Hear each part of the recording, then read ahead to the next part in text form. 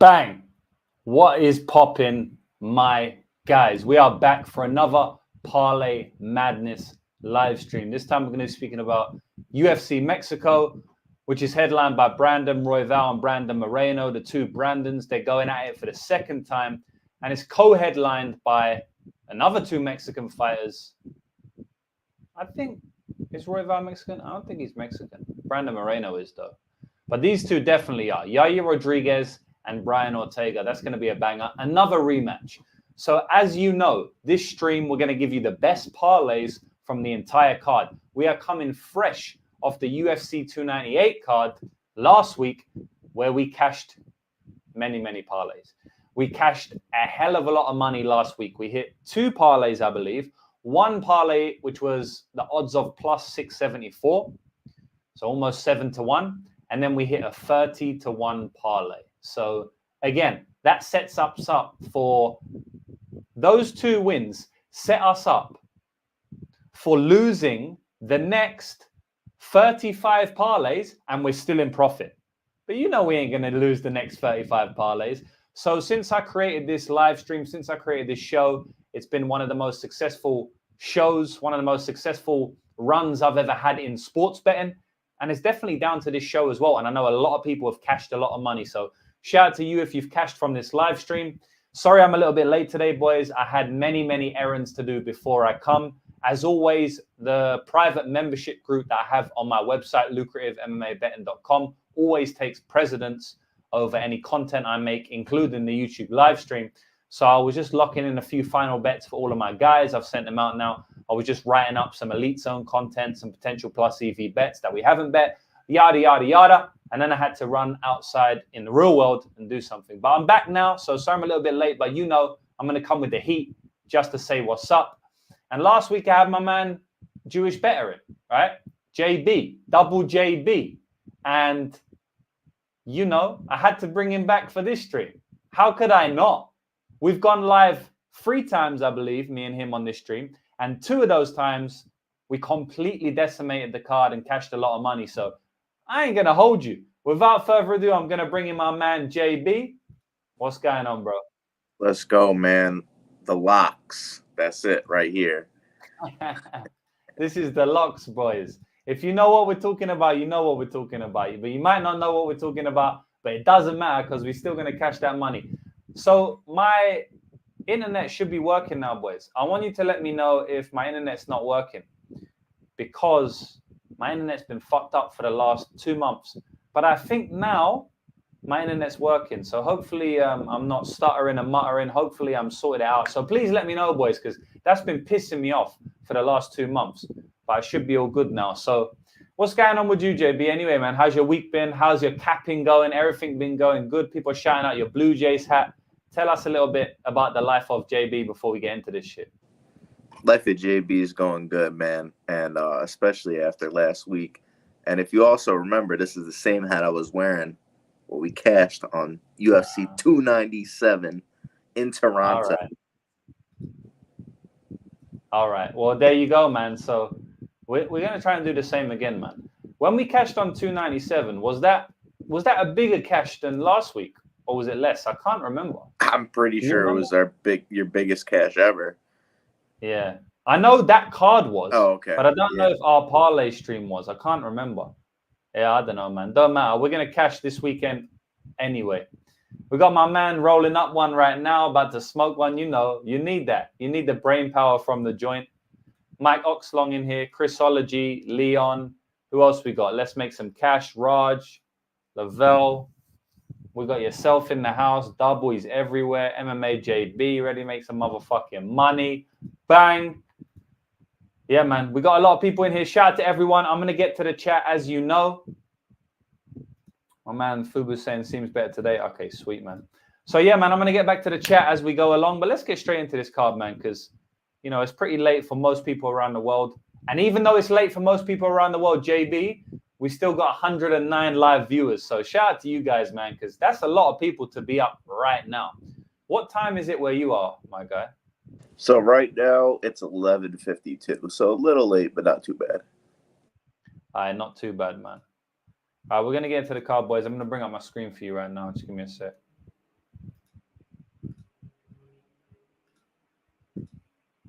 Jeremy in Australia.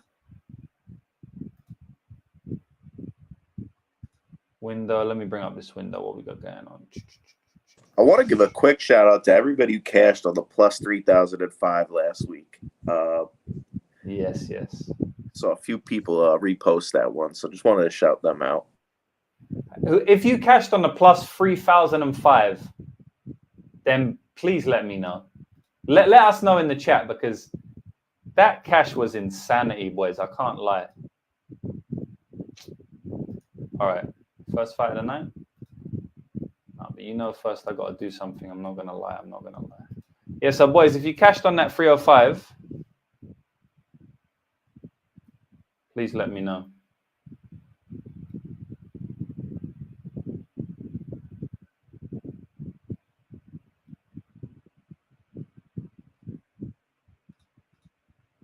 Daz cashed on the 8-legger. We had JB on that bookie pack. yes, of course. It was easy money last week, man. Taporia, I'm smoking on that Volk pack right now. Bro, we got a little bit of hate for that. I know you've been seeing my my call outs this week. I had to call them out, bro. They called me out. I had to repay the favor. But you know, I got to do something else first. The pettiness is on another level, but you know, we love it. We love it over here. We have fun with it, bro.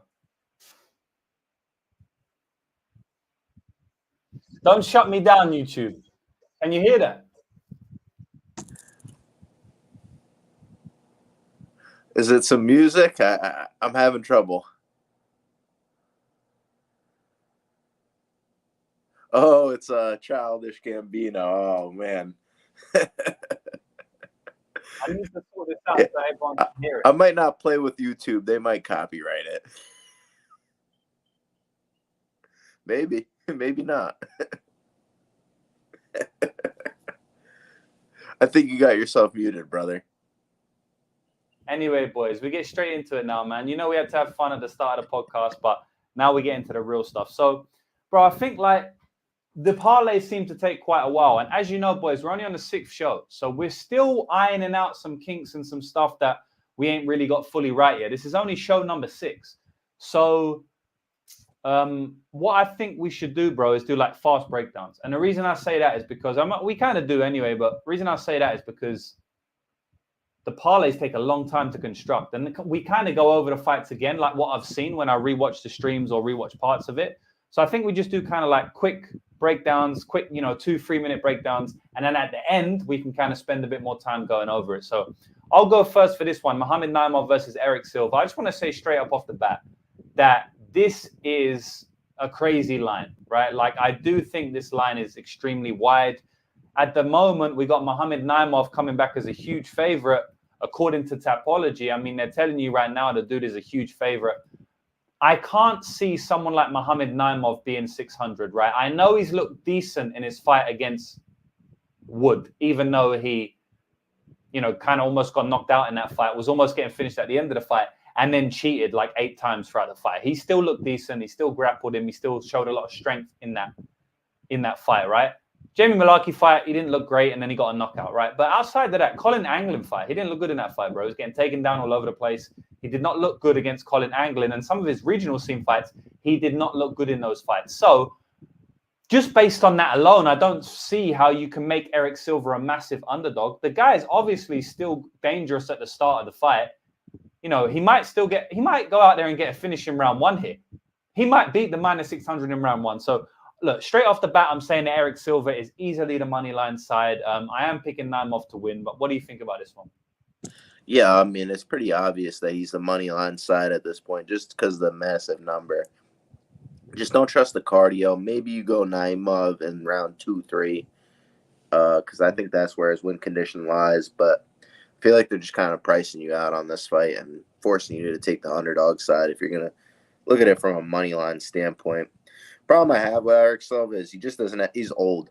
He's old. He doesn't have good cardio, and I don't see what the UFC would do with this guy. Whereas, Naimov, they can continue to build him. He's like one of 3 fucking Tajikistan fighters, pardon my language. And I just think, with a market like that, I think he's set up to win in this spot. Now, does that necessarily mean he's going to win? No, the UFC, who they want to win, doesn't always happen that way. And I believe Eric Silva, fought in Mexico for that promotion, Lux, if I'm not mistaken. That's a theme. I'm not a really big fan of that promotion, so I'm going to be going with the Naimov side just as a straight winner. But I think value's on Eric Silva. Yeah, I agree, man. And something I will say is that there's a lot of big favorites on this card and also on the PFL Bellator card. There's some massive, massive favorites, boys. And let me tell you now, if you parlay all of them boys together, one of them is going to let you down, right? And if there's like 6 favorites and they're all minus 600, well, just hitting one is going to break us even, right? So, I mean, or at least, almost break us even. So I could see more than one of these big favorites lose. So I don't know if it's going to be Silva, but most certainly one of these motherfuckers is going to lose. So just be careful parlaying these minus 600s. I'm going to straight up say don't do it. You're an absolute idiot if you parlay Mohamed Naimov or play him straight here. The next fight is Victor Altamirano. Do you want to take this one away, bro, against Felipe Dos Santos, the shootbox young 23-year-old phenom?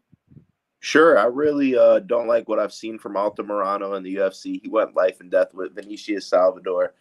I think Santos is the real deal. I'm going to be going with Santos. Short, sweet. I think he could even win this fight inside the distance via knockout. I see some people on a sub, but I actually think he has the better boxing, crisp. I think his cardio is going to be good to keep up here in elevation. I actually think he might be on EPO. Kid's got good hands, and he could crack. I think he's going to be, the highest level of competition. Maybe, Elliott's pretty good, but he's old, and he put that pressure on him and was able to out-wrestle him. I think Dos Santos does the same thing behind the feet and eventually gets him out of there. Yeah, I completely agree with you, man. So we see eye to eye on this one. I think Dos Santos is a very good fighter. I see a few people saying, because he had a great fight against Cape, he's being overvalued here. I don't know, man. I feel like, what is he now? I just feel overall like about minus 350, minus 400 is about right to be 290, I think, last I checked. So. Yeah, I think that's about right. To be honest, I wouldn't say that he's any less than 75%. I wouldn't say that personally. So, a lot of people in gambling, they see a minus 250, see a minus 300 and instantly think, oh, that's too wide, right? Just because the number looks big. But if you actually break it down into implied probability, it's not that much, right? Like fighters will win 75% of the time, many, many times in their UFC career. Fighters will win 8 out of 10 times. So minus 300 doesn't automatically mean the line's wide. I don't think it's wide here, to be honest. I actually think that Dos Santos can cover his line. And I think he finishes inside the distance as well, man. So I'm going to bring up my little notepad here, as we always do, a little staple of the stream. I'm going to write down what we think. So I've got Silva money line, at plus 425. It has to be in a Naimov 2-3. We're in complete agreement. And then we're on. Do we put the odds up, like next to the... Yeah, well, I usually do that, right? Okay, sweet. Yeah, so we got... Just so we got it at the end. Can you help me with the odds? I think Silva is like, let me, I actually don't know if I can. If you can't get it, I can do it. I can't. I don't have a phone or anything, and I'm using a iPad. JB, come unprepared today. Damn, boy. All right. I'm gonna get up. Don't worry. I'm gonna produce this whole show. I think Silva's plus 400. I just don't want to misspeak here and give you a fake line. All right. You know what we're gonna do? We're gonna use. Could you still hear me? Yeah, I can hear you. Okay, then I can bring up the odds. That's cool. I've got it. We're gonna use the odds from Ladbrokes, because remember, BetOnline doesn't do the round 2, round 3 pop, and that's some bullshit. So because you can get that on multiple books. So I ain't using BetOnline anymore. So I'm gonna use a book that I have access to right now. Ladbrokes. At the moment, he's plus 400. You can actually get him bigger on BetOnline. But I'll just write plus 400 right now. And then Naimov round 2 and round 3. We won't pick a specific round. We'll just go round 2, 3, because we like to do that. It's easier, right? Some books don't offer the 2-3 though, unfortunately. Like even FanDuel. It's true, but it's true, but a lot of books. So actually, there was a guy that said he found a way you could do it. You just round robin both methods. I don't know. I mean, there's a way you can do it. Like you just play silver money line with Naimov round 2. He said like, it was let's big. just say, Yeah. let's just say these were two. Let's just say these were 2 bets. So if anyone doesn't have the round 2/3 prop, then all you do is like, let's say we was putting Dos Santos money line with Naimov round 2 and round 3, because I see a few people in the chat before saying they can't do it. But all you do is Dos Santos money line, right? And then you do Naimov round 2, and that's 1 bet. And then you do Dos Santos money line, and then you do Naimov round 3, and that's 2 bets. And you just split your stake between both of them.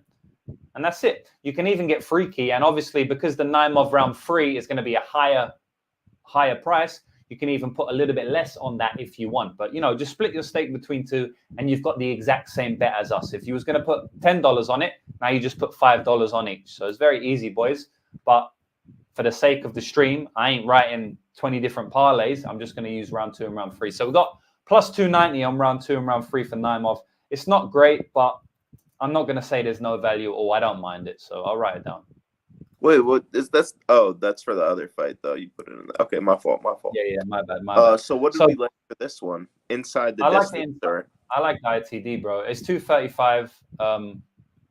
Yeah, I like the ITD. I like the KO as well, but I mean, we don't need to go crazy. I mean, we already got the ITD. You know what I mean? Like, I don't really, because the KO is he could get the sub, dude. We're getting a great number. The KO is what? KO is plus 450. I like 235 better than 450 personally. Dos Santos doesn't have any knockouts on his record, which is kind of crazy because you go and watch his fights and you're like, I'm pretty sure you don't have any. I've never seen him knock anyone out. Let me have a look. I think he gets, if he does it, I'm pretty sure you might be right. I think he gets his first one on Saturday night.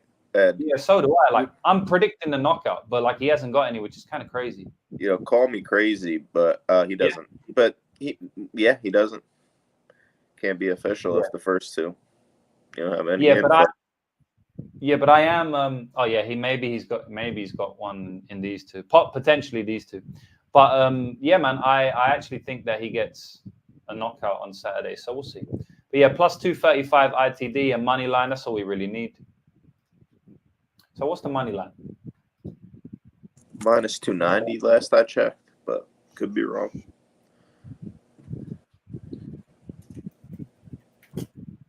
Yeah, it's about that. It's $1.38. Yeah. I mainly use decimal odds just because it's way easier for me. That turns to minus 263. All right, so it's minus 263. All right, next fight, boys. Let's go. See what I mean? Like after we do the breakdowns, we kind of break down the fight again as well when we're looking at odds and stuff. So that's why I think it's smart to just keep the breakdowns really short because we're going to speak about it again anyway. So I'll kick this one off. Luis Rodriguez versus Dennis Bondar. I think Bondar is the side here. I know he's lost his 2 fights, but I believe that because he's lost his last 2 fights, this is so funny. This is decision technical. That wasn't no decision, bro. But yeah, it's so funny that because I believe that because he's lost his last 2 fights, we're getting him as an underdog here. I believe that if you look at MMA and you look at the skill sets of both fighters, I think Dennis Bondar should be the favorite here. I wouldn't say he should be a massive favorite, but I definitely line him a minus 150 favorite or something. Obviously, Rodriguez is young. He's improving, potentially improving, and he does, he's got some decent striking. I just think Bondar's a bit of a level above. Now, I will say that I don't like the way Bondar lost his last fight or his first fight. I know it was an arm injury, but that looked a bit dodgy. They got into a ground entanglement with Malcolm Gordon, and then his arm went, and he instantly tapped out, basically, verbally. And then the last fight, he was doing all right in that fight, but he kind of just got overwhelmed. I don't think he looked great in the last round. And then at the final bell, man, he got hit with, some huge shots, and obviously ended up getting knocked out in that fight, and it was ruled a technical decision. But overall, I do think that he should be the favorite. I'm not super confident on him because I think there's some weird stuff about him. He gives me some weird vibes that maybe he's going to be one of these fighters that never perform to their potential. We do get some of these fighters. Someone who comes to mind is Luke Sanders. He reminds me of Bondar in some way where he's got the skill set. Sometimes he doesn't put it all together. And maybe Bondar's one of those fighters in which that he's going to lose this fight. but I think he's the money line side. What do you think about this fight?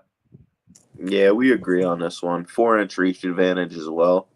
I think he's going to be the better striker. I think he's just a little bit more educated with his feints. The way he boxes is clean. I think he could have a grappling advantage as well here. And I think the cardio will probably play out somewhat equally. We saw Bondar slow down, a little bit in the Hernandez fight, so it might be a worry. But Yeah. I wasn't really a fan or impressed with Luis Rodriguez in the Jerome Rivera fight. Watched him versus Angel Rodriguez, and he was getting clipped there as well.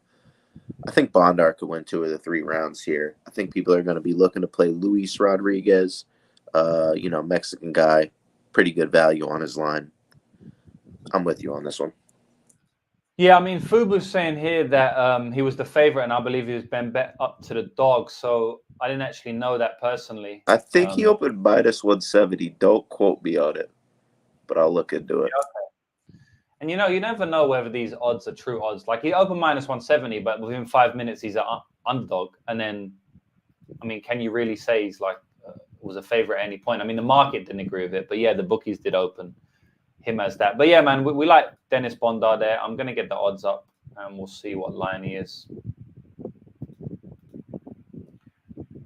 Yeah, for sure. It moved pretty quick. I agree.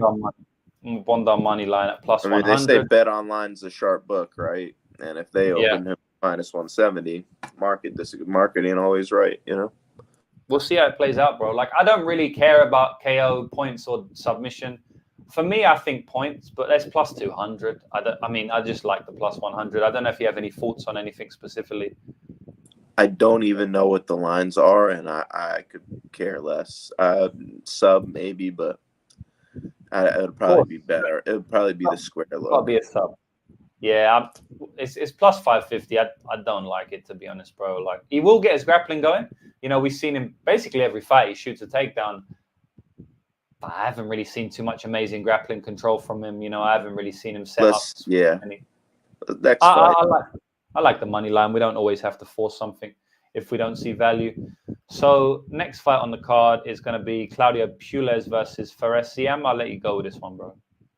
Yeah, I was originally going to take Puelles. Just I thought he had the grappling advantage. The more and more I watch, I don't think he's going to be able to get the takedowns. And I just can't trust him after watching the last fight again because he legitimately quit. And if he quit there, I don't trust him in this spot again. It could be some recency bias, but I guess I'll just have to, go with Ziam here. It's not a high confident pick, but I think he's going to be able to avoid the ground game, get out of the subs. This guy's going for leg locks. I don't rate it as a high percentage move. But if he could get top control 2 of the 3 rounds, I could see this fight actually going to decision. Just, based off Puelles just trying to survive. He'll use his BJJ to get into, like, certain situations. And I think people are betting the under a lot here. And I could think this could be one of those spots where they get really frustrated. Puelles controls him for the round with a body triangle or something, but doesn't submit Ziam. Ziam showed some good sub defense. I went back and watched some more film. And I think, he could get out of certain positions, wind up on top himself even. Puelles gets tired. But Ziam just doesn't get the finish, and it goes over 2.5. I don't know if I'd be willing to play it, but that's my take on this fight for now. Not a bullish read, but Ziam just got to avoid the ground game. That's it. Yeah, I feel you. I kind of agree, man. I mean, doesn't take a rocket scientist to break this one down. Ziam's going to want it on the feet. Puelles is going to want it on the ground. Puelles is not a good fighter, in my opinion. I think he's a very, very bad nail. I think he's a flake completely. I think he gives up when the going gets tough, when he can't get his game going. As we see in the Dan Hooker fight, I bet on Dan Hooker there, quite a large bet. I played him at minus 150. Obviously, it should have been minus 400. But Puelles still had him in a bit of a knee bar at one point. He still managed to lock something up at one point. Hooker obviously just stayed calm and pulled his knee out of it. I wouldn't be surprised if he caught Fares Ziam in something here, but that's his path to victory. And like Leon's saying, Puelles sub is plus 370. And that is wide, in my opinion. I mean, I do think that it probably should be a little bit closer. Like, it probably should be about plus 300 or something because it is his path to victory. He is going to go for it. But overall, I think Fares Ziam's a bit too smart for him. I think he's going to be able to keep it on the feet. I just trust him a lot more than Claudio Puelles. So I do think he's the money line side. Puelles could maybe take something. take a leg home or something. But outside of that, The thing I want to say is, man, in these big high stakes spots, guys are like on their way. You know, what's ZM on a 2-fight win streak? Might just not tap, bro. Like, I'm gonna be 100% honest with you. Like, he just might not tap. And Dan Hooker didn't tap. You know what I mean? I don't even think that knee bar was that deep. I just think it's a low percentage move. And who's he catching? Like Clay Guida. He was losing, I think, to Chris Grutzmacher as well. So yeah. Yeah, I feel you, man. We're on the same side there. I'm gonna see the lines, and we'll just write for SCM down. I kind of like for SCM late props, to be honest, just because, like, to be honest, if it was between over and under, and I'm getting over on plus money, I might play over. I don't really know. Like, I can see your angle for sure. But I think it's minus 135 on the just the on the odds for the over. Yeah, I can't write it down because we both don't agree on it. Like, Yeah, I see the angle. I see, and you said you wasn't really married to it as well. Like, I see the angle, but I mean, I definitely could see Pulis subbing him, and I kind of feel like ZM will break him. The thing about ZM I don't like is that the guy can go to a decision with my nan. Do you know what I mean? Like, he doesn't push any pace. But I also feel like Pulis can just knock himself out by exhaustion. It could be a Dardar 5000 Kimbo Slice type fight where he just loses. Oh my lord! Shout out to those guys. You know what I mean? Rest in peace, Kimbo. So like, I feel like he could just die randomly from himself, and Ziam don't even need to do anything. So I kind of like Ziam late props. I'm going to bring up the odds here because I'm very intrigued to see what Ziam round 2, round 3 is.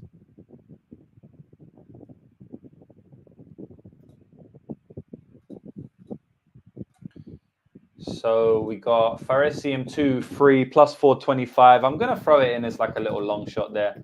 Plus 425 round 2 and round 3.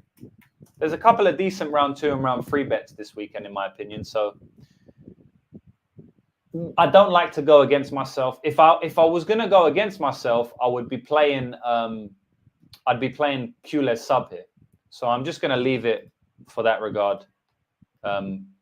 But just to let everybody know, if I was going to go against myself, like if I see any other value on the fight, I actually do, and that's Claudio Pulis submission at plus 370. But yeah, I ain't gonna put Pulis in a parlay and then ZM in another one. It's just stupid, right? So I'm going to just leave that with the ZM bet. So the next fight, Chairez versus Lacerda. I mean, this fight has happened already once. Seems like it's happened about 1,800 times. Yeah, man, I don't really know what to say. I mean, Daniel Lacerda has a grappling advantage early. Like, he can definitely take Chairez down. He took him down before. I think he can take him down again. But, I mean, Chairez, like, he doesn't fuck off. We saw in the Tatsuro Taira fight that he doesn't go away. And if he doesn't go away, Lacerda is not going to finish it. Lacerda's not going to win the decision, right? So Chairez, I think, is definitely going to win the fight. I think he's going to win the fight in round 2 or round 3. Probably round 2. I don't really think Chairez round 3 is going to happen, but it could happen. So maybe another Chairez, maybe another round 2 and round 3 prop we could add in here. Do you see the fight any other way, my man? Are you going crazy with the Lacerda sub 1 at like plus 100 or whatnot? I mean, plus 1,000, or what do you think, bro? I mean, I think the money line probably Lacerda is the side. In all honesty, like you said, one of these big favorites gotta go, and I could totally see Chairez just making this a bad spot for himself. Everybody wants to say that was a guillotine choke that he was going to finish in that last fight. I don't know why Lacerda dropped his arm. I don't think that was nothing. Like, from what I know from jiu-jitsu, dude, I just think he was just grabbing him and squeezing for no reason. And I think Lacerda was fine. He popped right back up. Yeah, you can't just say every fight's going to play out the same and then ignore it and completely just take that as our handicap. I think watching the Vergara fight, that was hilarious. I mean, the dude was just crazy, man. Was like this close to finishing the guy, and then just absolutely death gases. He gave everything. Don't remind me, man. Don't remind me about that one. I played Daniel Lacerda round 1, bro. Crazy odds. Yeah, man. I think, if you played Lacerda out, you kind of got saved the last time, but I think you got to go back to the well. I think these odds are even bigger. Plus 390 I was seeing on some books. And Yeah. He might have not been just because he lost his last 4 doesn't mean he's going to lose this one. And I don't think Charas is worthy of this price versus anybody. Yeah, I agree with you. I mean, I'll write him down because I do think, like, money line wise, he's the side, but he's not a money line that I really like to play, to be honest. So we'll write it down. But as you know, in these shows, boys, if you've watched the show before, what we do, just a little explanation of people who don't know how the show works, we're going to write down all of our plus EV plays for every single fight on the card, break down the entire fight card, and then at the end, we're going to make 7 parlays. And in those parlays, we ain't going to choose every single bet we have here. We might leave some bets out. So I'll write Lacerda down here. Maybe we'll use it. It just depends how we're feeling at the end of the show. At the end of the show, we put our betting hat on. The vibe changes a little bit. Me and JB go back and forth. We start to feel things. We start to get in the flow. And we just let the magic happen naturally. So I don't know if we're going to add Lacerda. Right now, I'm feeling like I don't really want to risk him. Don't want to waste a parlay on him. But who knows, man? Who knows? 7 at the end of the day, we're just gonna make 7 parlays for your fucking head. Exactly, and hopefully 1 or 2 hit because we only need 1 to hit to cover us, and then if we get 2, it's game over like we did last week. I do want to add Chairez round 2 and round 3 because I just believe that's just such a plus EV play. I mean, regardless of the odds, and obviously I'm saying that tongue in cheek. But I don't need much to play that, JB, to be honest. So I know they ain't gonna just gasses in round 1 and dies. Yeah, it definitely could happen. I mean, look what happened in the last fight, right? But we gotta try and find an angle somewhere, right? So Chairez 2 and 3 is plus 250. What's round 2? Because I don't even think Lacerda's lasting. Round 2 is plus 350. At that point, I don't really like it. I'd rather. We're getting a whole nother round, and it's only $1 less. I'd kind of rather that, to be honest.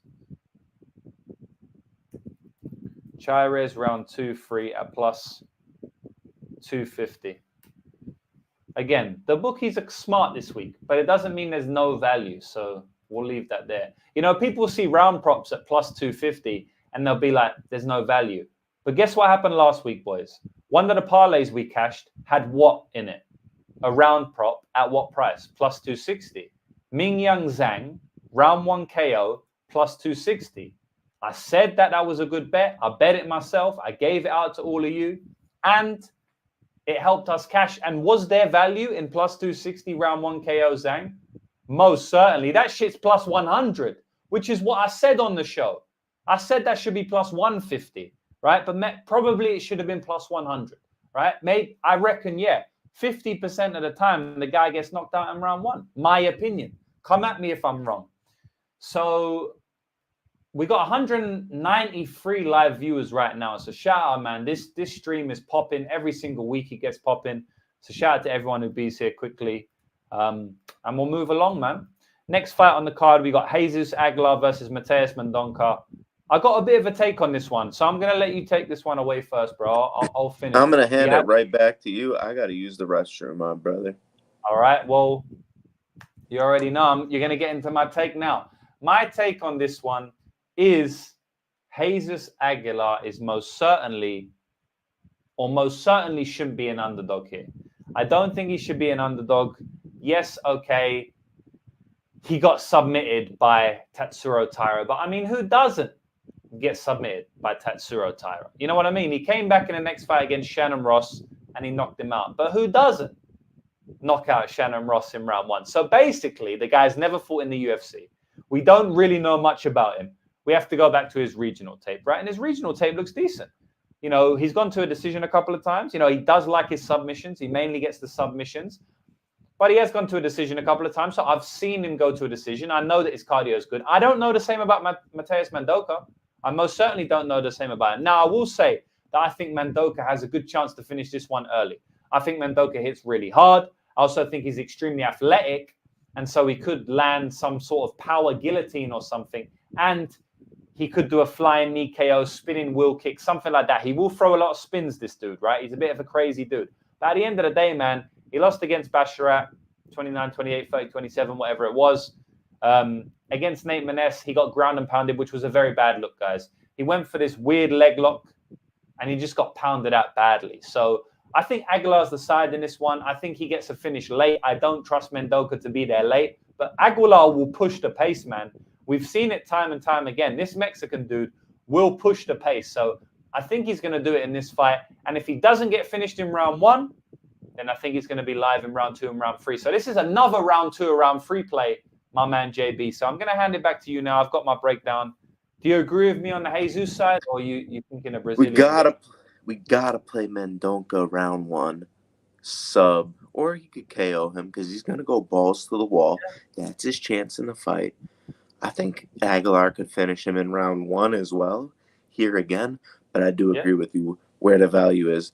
The round 2, round 3. I think he guillotines the piss out of this guy. Mendoza might even do the Machinel. He might do the little birdie tap or something. I don't know, because I think he's going to get choked the life out of him. Give me Aguilar money line. Give me Aguilar round 2, round 3 sub. But let's just keep it at that. Because it's tough, boys. Like we're saying that we see value on Mendoza round 1. I completely agree with JB. I didn't allude to it. I literally said it. You know, he's going to go crazy in round 1. He could get a finish. He's very athletic. But are we going to put it in the parlay at the end of the day? Are we? That's the thing. Like, we can't really, if we're not picking him outright to win, we shouldn't really put his round 1 in the parlay, especially if we've got Aguilar props, because we can't go against ourselves. It's just stupid. We only have 7 to work with, so we have to be smart. Aguilar, I feel like we have a lot more on the board this week than we did last week, even. Bro, it's like every fight we're doing round 2 and round 3. I might have to do a round robin personally. I might do a round robin with Aguilar round 2, round 3. Elevation. You got to go with it. Yeah, exactly. And you know what? I ain't even, honestly, when I'm saying this, like these round 2 and round 3s, boys, I ain't even capping it due to elevation. Like if we add elevation, then it just makes this even more profitable. Correlated, yeah. I feel like if this was sea level, ZM still finishes in round 2, round 3. Chairez still finishes 2 in round 3. Aguilar still, you know what I mean? Like sea level. My actual worry is that one of them might gas too soon. I think it's going to happen. It's going to happen, bro. Like we've got all of these 2 in round 3s. Like surely someone's dying in round 1. I think Lacerda could die in round 1 like he has done a couple of times before. Like he basically did in the first fight. Like I wouldn't be surprised if Lacerda dies in round 1. Someone will, but we're talking about value. We're just guessing at the end of the day. We don't know who it's going to be. We can't play the ITDs. The ITDs are minus money on some of these guys. Chairez ITD, you're talking minus 200. We have to go 2-3 for the plus 250. So, you know, I wish it was as easy as just ITDs, but we can't do that. So it is what it is. I want to check Aguilar sub because it may be another way we can target it, because then we cover the round 1 as well. Aguilar sub is 350. We'll write it down. I'm not saying we do it, but we'll write it down just because maybe at the end of the show we agree that it's actually better than the 2-3. I don't know. I mean, I like it a lot. Like I said. Yeah, because you think it could also come in round 1. I do, and you know what? I think that Mendoza is just awful positionally. He flies for heel hooks, and he's going to give up his neck on his way trying to wrestle up. Yeah, I agree, man. So Barcelos Quinones, take this one away from us, bro. Old boy Rione's coming back again. I agree, man. I think he's going to out-wrestle this guy, Christian, in the spot. I think Christian's got a shot to possibly clip Raoni, but I think Raoni's the better mixed martial arts fighter, even at this age. You know, we see time and time again the vet lesson. I think this is going to be it. I got to go at Raoni here. You know, I think Quinones might have a little bit of the age, a little bit of the durability, but I think Raoni's got a big advantage on the ground here, and I don't think he's had a huge deficiency on the stand-up. Give me Raoni Barcelos, the veteran.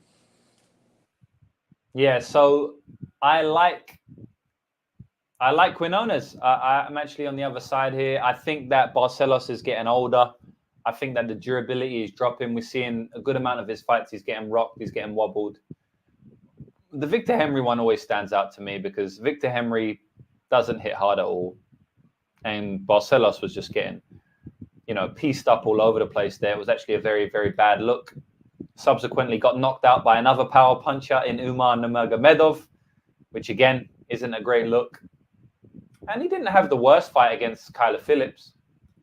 He didn't have the worst fight against him, but again, he just doesn't have the pace to push round 2 and round 3. Yeah, he came on a little bit strong in the final round, but Kyler gasses in every fight. Quinones ain't going to gas, man. I'll tell you something about Quinones. He ain't going to gas. That guy pushes through fatigue, even if he is gassed, and he's got good cardio.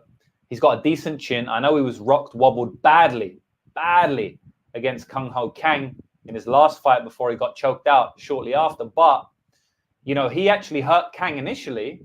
If you don't just wiki cap it, you see that he actually hurt Kang initially. And then he just gets way overzealous. This guy's a Mexican maniac, look at him. He's going in there to kill Kang after he wobbles him. And so then he puts himself out of position in the pocket to be countered. And Kang is a veteran fighter, so Kang caught him there. And I do think that could happen here, If Quinones hurts Raoni, which I kind of expect him to do at one point, if he gets too overzealous, then Barcelos could crack him there. He's a veteran. Of course, he's a smart guy. But I just think Quinones has the durability upside. He has the cardio upside. And I think at this point in their career, he's got a good chance to finish Raoni Barcelos. It's not a massively confident take. He's not a great fighter. He's lost to some fighters who couldn't even lace up Raoni Barcelos' boots. And we did see that in the only step down in competition that Barcelos got of late, I guess outside of the Victor Henry fight, which obviously was a bad look, against Trevin Jones, he won that fight easily. It wasn't even close, to be honest. So I wouldn't be surprised if, the vet lesson is happening here. I wouldn't be super surprised. But Barcelos has lost his last 3 fights against an orthodox opponents. And I think Quinones is going to cause him some trouble here. I do. I think this could be a spot where everyone loves to play Barcelos, but he gets rocked, he gets wobbled. I don't mind Quinones via points at massive odds at like plus 800. Quinones wins decisions, boys. Quinones, I don't think he's ever lost a decision. If we look at his record, I don't think he's ever lost a decision.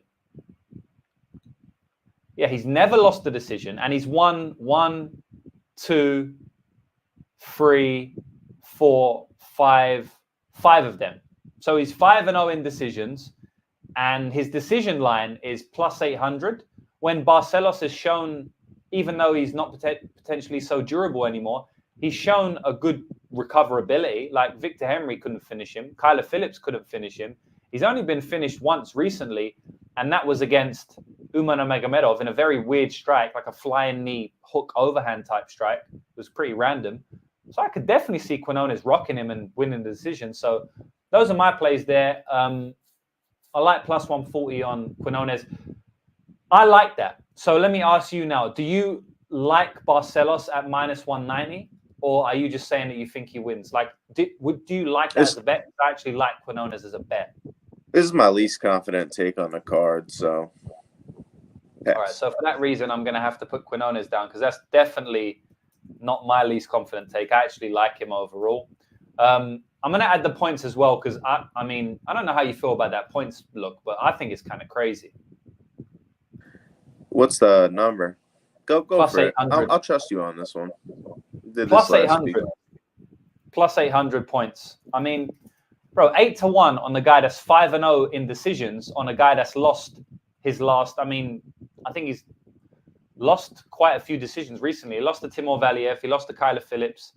And then he won against Trevin Jones. The guy's like 1-4 in his last 4 fights. He's coming up to a 10-year age disadvantage in this spot. And Quinones' points is plus 800. Yeah, of course, I kind of favor the knockout. I do actually think that Quinones more likely knocks him out.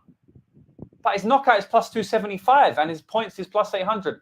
I'm taking a stand here, boys. I'm saying points is ridiculous price. And we'll see how it plays out. So the next fight on the card we got is Manuel Torres versus Chris Duncan. I think we might be on the same side here. I like Torres to get a finish in this fight. I think round 1 is going to be very, very tricky for Chris Duncan.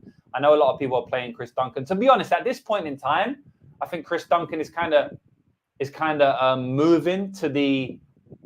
I think he's kind of moving to the money line side, because a lot of money is coming on Manuel Torres. But just being straight up, I played Manuel Torres at minus 125. I feel like we're getting a little bit crazy here now. We're getting a little bit El Loco.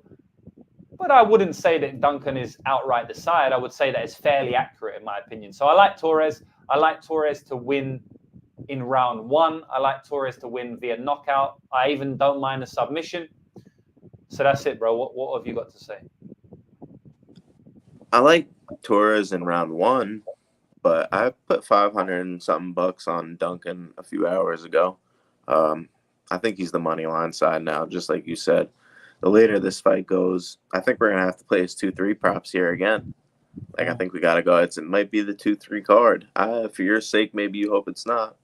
I mean, we're gonna disagree. It's different prices. It's not like you bet him at minus 200 and I bet Duncan at plus 130. It's we both did our job. In my opinion, this is actually very sharp. In my opinion, so like betting. I mean, look at this. We've arbed the bookies badly, right? Me and you. Between me and you, we can't lose. Right? Like at stake parity, someone's going to win regardless, because I got Torres at minus 125, and then you got Duncan at plus 160, 150? Plus 160. Plus 160. So, like, there's no way. Plus 161. My apologies. Plus 160. Yeah. We've done our job there, in my opinion. In my opinion, minus 125 is the sharp play. In my opinion, plus 160. Like, I don't have a massive opinion there. I feel like it's fairly accurate now, but like I said, I feel like the money line side is moving towards Duncan. So you can make an argument easily and persuade me on Duncan there. So I kind of agree with you. Now, since you're on that money line, I'm on that money line. Let's fuck all the money lines. And let's say we're going to add Torres round 1. We'll check the price, of course. And then Duncan 2-3. We'll check the price, of course, because I think that's a good way to play it, personally. So Torres round 1 is plus 150. I might have to go round 1 KO for that one. Round 1 KO is plus 110. I honestly think they could get a submission, but plus 210. I like plus 210 KO. Do I like plus 210 KO 1 more than plus 150 round 1?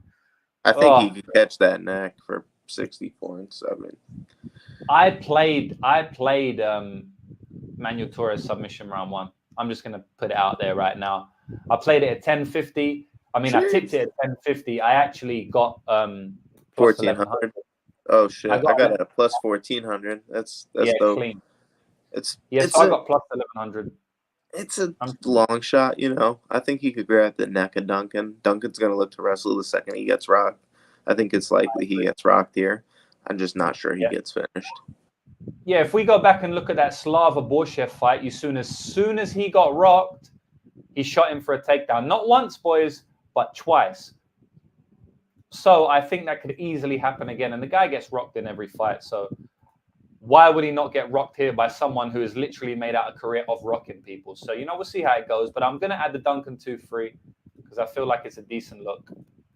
I don't like to go against my bets, JB. You know what I mean? Like, I've got a bet on Torres money line. I understand for me to write Duncan 2-3, it's like hurts. It's going against what you want to happen. Yeah, I understand. And also what I predict to happen in terms of the value. But like, I can't lie and say that. I mean, I'm. You think that's the outcome, right? Yeah, you kept. Yeah. But then I also can't lie and say like, exactly. There's no way it's going to happen. It's plus 580 right now. I'm going to write it down, and as odds. We see what happens when we get to the end of the stream, boys. But for now, we're going to leave it. So, for now, we're going to write it down. Yasmin Uregi versus Sam Hughes. So it's funny because a lot of people are saying that Yasmin Uregi, is crazy to be minus 600. And I know you're going to say that too. But to be honest, bro, I don't give Sam Hughes many outs to win in this fight. I actually think that minus 600 is fairly accurate. I think that Sam Hughes' way to win is by taking her opponents down, which I don't think she's going to be able to do to Yasmin because she doesn't have good wrestling at all. And Yasmin's got decent takedown defense. And then outside of that, Sam Hughes wins via durability and cardio. But she ain't got the cardio edge in this fight, or at least it's not a massive, massive edge. I've never seen Yasmin gas. Why am I going to randomly assume it's going to happen here? Because it's that elevation? Because now she's fighting someone who doesn't gas? It could potentially happen. I'm not saying it's impossible. I just don't think it's going to happen, boys. I think minus 600 is accurate. I think Yasmin Uregi is going to beat the brakes off Sam Hughes. I think it's going to look bad. I think she's going to get hurt badly. I think she could almost get finished in this spot. I don't mind the inside the distance plays, although to be honest, I don't really like. I don't like the odds. So that's my breakdown of the fight, man. JB, tell me if I'm crazy for saying minus 600 in a women's MMA fight. I don't even want to argue about it. I think Gary's going to win this fight, and I think she finishes Sam Hughes by knockout in this spot. I don't think Sam Hughes has the striking. She's going to look to take desperation shots. Safe Seed's going to just be screaming in the corner, "What are you doing?" She's going to get beast up. And yeah, I like this spot. This is probably one of the most confident favorite out of the three. Even though it's WMMA, I think people are just looking for an underdog shot that's not there. Yeah, I agree, man. Like, I ain't gonna write down Uregi money line because, I mean, at minus 600, minus 650. You don't like the finish, or you just Yeah, think I do Sam like Hughes tough? I think No, she could sub her too, in all honesty. So Yeah, I would just take the inside the distance because I didn't like what I saw against Amarim. I know you're gonna say people will say Amarim's high level black belt, but yeah, I don't know. I think Jeregi wins inside the distance here. Yeah, I agree. I actually like it. Oh, okay. So, I'm going to write that down, minus 600 money line. I still think she's the money line side. I think she wins closer to 90%, to be honest. So, I don't know. We'll see, man. I might look like a fucking idiot. I mean, I ain't giving myself any wiggle room here. You know what I mean? Unless she completely dominates, I'm going to look like an idiot. And at women's MMA, where finishes don't happen a lot, I'm leaving a lot on the table for me to look like an idiot. But I have to call it how I see it, man. So, I'm going to write her down as still being the side at minus 600. I think that she wins closer to 90%. Minus 600 is what? 85% or something. I think she's a little bit higher than 85%, to be honest. I think she's a little bit higher than 4 out of 5. I think she's 4.5 out of 5 or something. So that's it for me. The KO is plus 275, JB. And what else we got? The ITD is plus 205. I like that better for sure. Yaregi ITD at plus 205. And then do you think round 2? I don't think it's going to come in round 1. Do you like round 2 and round 3 for this one? Because I kind of like it. I do. I think she could piece her up in round 1, but I think Sam Hughes is pretty tough. She lasts around for the boys. I agree. Yeah, unless she does what she did against Torres and quit after round 1, which is going to be crazy if she does that exactly. again. I think we're sharp on the ITD too, not taking a risk. We'll get it. Yeah, I like it. All right, sweet. Next fight of the night. Raul Rosas versus Ricky Tercios. Yeah, a lot of people are speaking a lot about this. I think Raul Rosas is the deserved favorite here. Tercios has pulled a stunt once before in the UFC. I think he can definitely pull a stunt again. One thing I will say, though, is that Tercios is going to keep coming. If you don't get him out of there, he will keep coming. So I'm not 100% sure if Raul Rosas will get him out of there. And if he doesn't get him out of there, it's going to be close. Like, Raul Rosas ain't going to run away from this. But I still think even a gassed Raul in round 2 can get a takedown. So if I believe that, then I have to pick him to win the fight because I think he wins the round 1 at a very high clip. I think the submission is potentially live there too, which adds to his money line, should be a little bit of a favorite. And then on top of that, I still think a gas guy can potentially get some takedowns. And I also think that his fight against C-Rod, he probably learned a lot. I also believe that he's improving at 19 years old. And I also believe that you can't really trust Ricky Tercios. Now, with all of that being said, I'm not going to discredit anyone betting on Ricky Tercios at decent underdog odds just because we know what Raul is. He's kind of a round 1 merchant. He's got a back taken. Outside of that, he don't have too much more. So Ricky will put up volume. I mean, we fought that, right? But then he fights Zahabi. But Zahabi has a way of quelling volume. He hits quite hard as well. So, maybe Tercios got scared there. But anyway, man, I'm going to say Raul wins the fight. I don't have a massive take on this one, but I don't mind the GTD at plus money because I kind of feel like you just fade in Raul Rosas sub 1 and then you kind of home dry. But that's my breakdown. What do you think, bro? I think Raul Rosas is a gasser. I think his BJJ is a little bit overrated. C-Rod looked nervous in that fight. He missed weight. He even said after the fight that he was nervous and just didn't fight to his full potential. I thought he could have finished Rosas there. Who's to say Rosas won't gas even more at elevation? We've seen it with Chase Hooper before. These superstars, they get a big name. People want to bet into it. And people made the mistake saying that he was value against C-Rod. They were totally wrong. Cashed on that underdog there. People were telling me that Tercios was the deserved favorite against Ayman Zahabi. Oh boy, were they wrong there. And I think Zahabi's a good fighter. It's the split decision last loss that does worry me, but I think he might not just win this fight. It's not going to be Tercios that wins the fight. More so, Raul Rosas might go out there and lose the fight. He makes a lot of mistakes, like I said, and his cardio is super suspect. So I'm going to disagree on the money line side. I'm going to go with Pretty Ricky, actually, as the money line side. I don't think he's good. I'm not saying that Raul's the money line side. I picked him to win, but I didn't even look at the odds. Just straight win, right. Yeah. I wouldn't. Maybe we don't put it in the parlay, but maybe we just leave out Rosas in a parlay. We just don't put him in, or we go round one sub. Maybe we take 2-3 Ricky, or just 3 Ricky, because I think there's a possible death gas here for Raul. I agree with Ricky Tercios at plus 195 being the money line side. He's definitely. I would rather play that than Raul Rosas minus 230 or whatever it is. Definitely. I think people are crazy parlaying this kid at this price. Yeah, I completely agree with you, bro. But I am picking him to win, so that was the confusion. I am picking him to win. I think he's going to win, but I don't think it's by a major margin. Do you know what I mean? And to be honest, I think it's going to be a dodgy fight, bro. Like, I think this might be a fight like Brandon Royval, Alejandro Pantoja, where it's going to be very frustrating to have the underdog bet, because I feel like he's going to have many chances to win it, and he's going to keep getting taken down at critical points in the fight. That's me personally from an overall perspective of how I view the fight, but I don't fucking know. They're going to go in there and fight tomorrow. Anything can happen. Ricky Tercios at plus 195 is most certainly the side. What is Tercios by sub? Because that's going to be like a system bet for me for the future. I took C-Rod by sub. Tercios sub is plus 1,400. People were saying I was crazy. 14.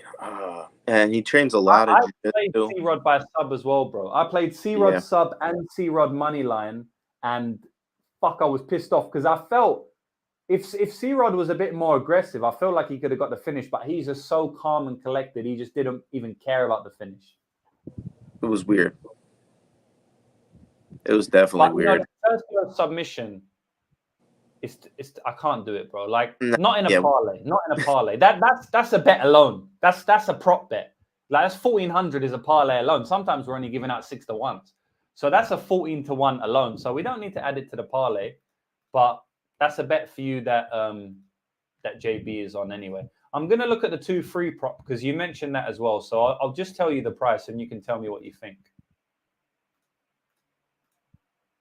So the 2-3 for Tercios is plus 750. Do you like it for the parlay or not?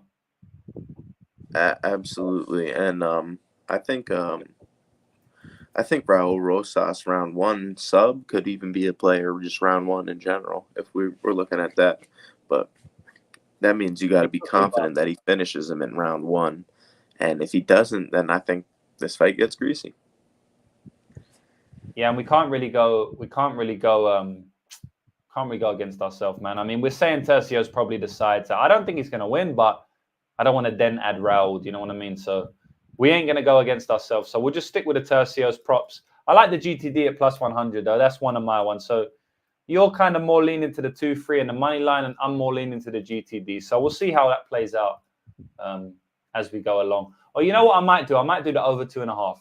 And the reason for that is if we do Tercios 2-3 in one parlay, we could potentially still cash the over 2.5 in another. You know, I actually think that's where the finish comes, is late in the fight. Personally, I would even just play Tercios 3, but let's just play 2-3 to cover ourselves. I mean, if you like to, like, because I don't really like it. So if you're saying 3, then I reckon we go with that, bro. Because it's, bro, basically the choice is yours. Because I'm not kind of like Fernandez and Barcelos. You didn't have a hot take. I mean, strong take. I don't have a strong take on this one. So Tercios 3 is plus 1,200.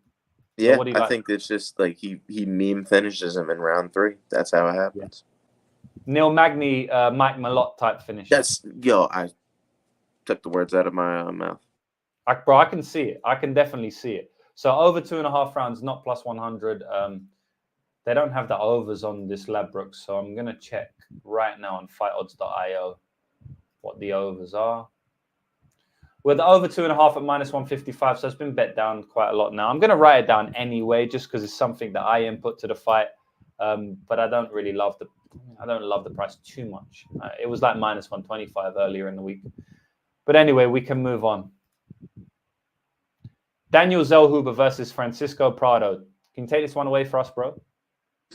Yeah, I like Prado on the inside boxing, but I watched a little bit more film back on this one, and I think Zellhuber is going to probably get it done. I think he's the A side. Pricing wise, though, I have to go with Prado. I think he's a little bit being underpriced here. I think, or would I say overpriced? Would it be overpriced or underpriced? Maybe I'm. For what? Well, Zellhuber. Well, I think the odds on Prado are a little bit wide, so that's what I was trying to say at the end of the day.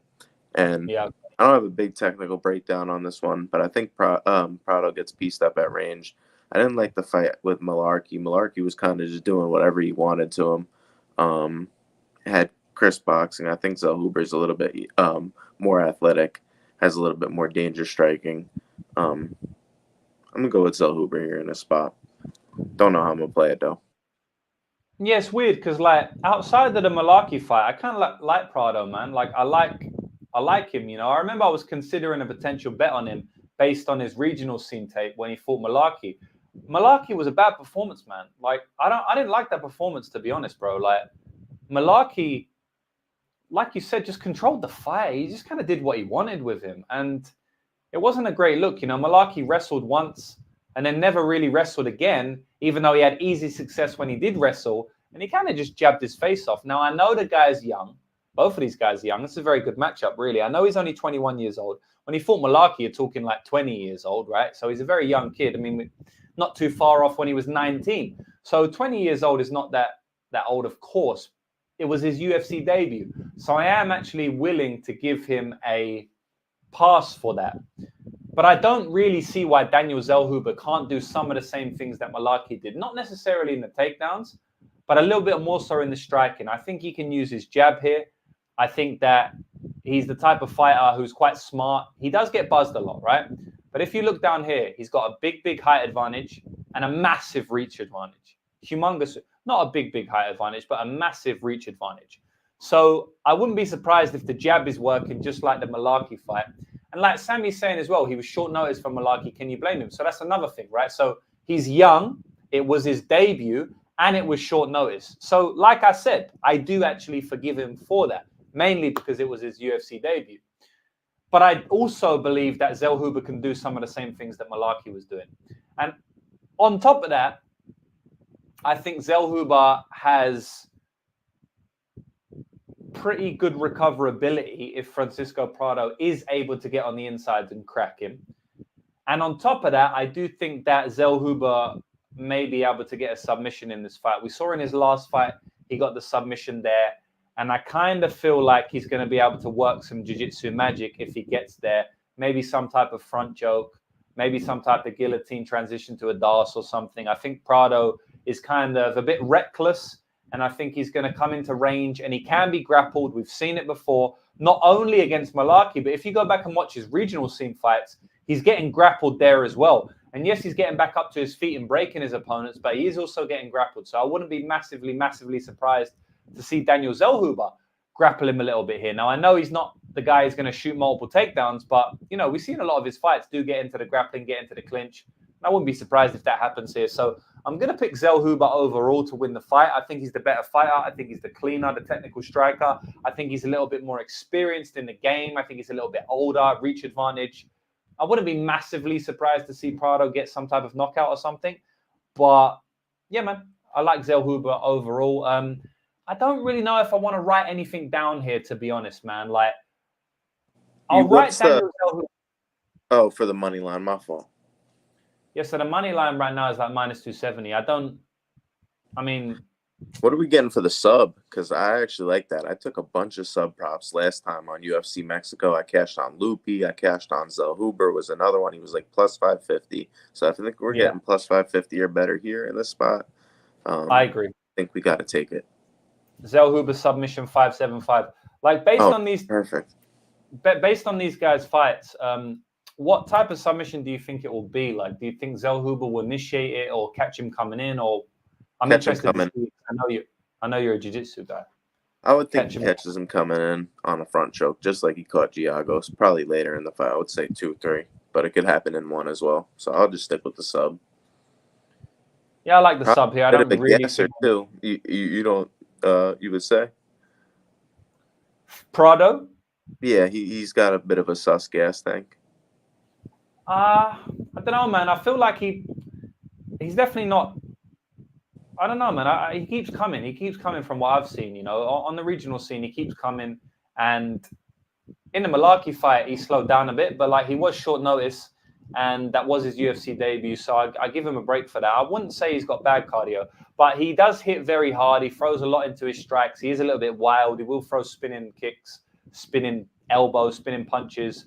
So I feel like, you know, he might get tired, but I wouldn't call him like an outright gasser. Right. Yeah, so I guess that's all we really like here. I like We it. I don't think he could overextend, just wind up in a submission, you know? Yeah. All right. What else we got? Co-main event, boys. Yair Rodriguez versus Brian Ortega. I think we're both on the same side here. I'm going to go first. Brian Ortega, T-City. I like this dude in this fight. He is plus 125 now. You know, I hit him earlier at plus 150. I think that the market's gone a bit crazy. So the first fight, he was minus 190. But it doesn't mean that the first fight is correct, right? It doesn't mean that the market is correct on the first fight. So let's just watch the fight and come to our own conclusion. So we watch the first fight and we see that Pantera was knocking his head off, right? Clean off his shoulders, mainly with boxing. You know, he did throw a couple of head kicks. He ate one head kick, I believe it was, with the foot, if I'm not mistaken. He threw a couple of flying knees, but it was mainly the boxing, right? It was 1-2, very heavy shots. But Brian Ortega was eating every single shot, man, and he kept coming forward. And actually, he got a takedown near the end of that first round. And that showed me a lot. That showed me that even after getting hit with knockout blows, he could still get a takedown in the first round. Because most people would think that Brian Ortega has to wait to round 2 and round 3 to really get his game going. He got a takedown in round 1. And you know that Rodriguez was not submitting that dude from his back if he didn't have some random shoulder injury, right? Rodriguez ain't doing nothing to Ortega on the ground. Ortega was completely fine. He was posturing up. He had good posture, and his posture was too good because he postured all the way into a dislocated shoulder or whatever it was, right? So it was a very, very fluke win, and I think that Brian Ortega probably would have started to get his game going there. I trust Brian Ortega to dig deeper. I trust his determination, his cardio, his grit, his durability a little bit more than Yair Rodriguez. So I definitely make him the favorite in this spot. So I think he's the money line side. I also like Brian Ortega via KO. You know, someone here, and you know, we've spoke about this as well. And someone here saying Yair has pretty bad scar tissue and ends up bleeding all the time. 100%. That is another way that we may cash the KO because doctor stoppage is massively in play here. If you go back early days of Yair Rodriguez's career, you will see that he got finished via doctor stoppage by Frankie Edgar, by a mauling on the ground. If you go back and see the Alexander Volkanovski fight, he got finished via ground and pound. Brian Ortega was just about to get his ground and pound going, and then his shoulder pulled out. So, you know, Woes is saying injury pulling out of a legit armbar attempt. I'm going to have to debunk that right now. There was no armbar. He was fine. Yes, he threw something up. Brian Ortega was fine. He didn't even have the leg wrapped around his head. He was still in guard. He pulled out of guard. He was fine. He was completely fine. It was a fluke win. It happens sometimes in MMA. It's fine to admit it. Flukes do happen. These two fighters are fighting in a cage. Random shit happens. Tom Aspinall blows his knee out. I remember Curtis Blade backers saying Curtis Blade was looking really good in the 30 seconds they fought because they just don't want to admit the fact that flukes happen, right? And a fluke did happen in that fight. So I'm not saying he's going to win this fight. We don't even know how the first fight would have gone, right? But I am saying that he's the money line side, and I am picking him to win the fight. So, yeah, that's it, man. JB, I don't know if you agree with me on this one. I mean, actually, I do. You do agree with me on this one. So, what do you think, brother? Heck yeah, I agree with you on this one, man. We're talking about a good spot here on Brian Ortega. I think a lot of people are going to be on Yair. A lot of narratives going on. I think there was a really sharp look on the TKO with the doctor stoppage as well. But I think Ortega could get a knockout here as well. The later the fight goes, Yair's never been submitted before. He's only been knocked out. I think T-City's live for a TKO here in Mexico City. And a lot of people are knocking on this guy in comments from what I've seen. He hasn't fought in X amount of years. Why is he even in the rankings? And I think this guy is in the rankings because the UFC like him. He's in Toyo Tires commercials. I think this is a good spot for him to win here. I even took him at I think the odds are still up on Bet Online, plus 900 to beat Ilya's next opponent. I would still take him on the money line, obviously, considering that Ilya might fight somebody else, but it's a pretty good line. And you know what?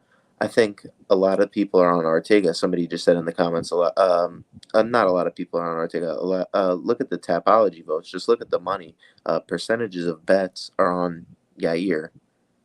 85%, bro, on Tapology. And I know Tapology isn't everything, but people are low on Ortega in this spot. He's coming off of injuries, but the line shouldn't be where it's at. Like, look, what was the line in the first fight? Minus 175, if I'm not mistaken. Yeah. And I was on, I'm pretty sure, Ortega in that spot, and he messed up his shoulder. So I'm definitely going to take him here this time. Maybe I wasn't sharp at the minus 175 last time, but I think if he got his ground game. This is a guy who got outed on the ground by Max Holloway.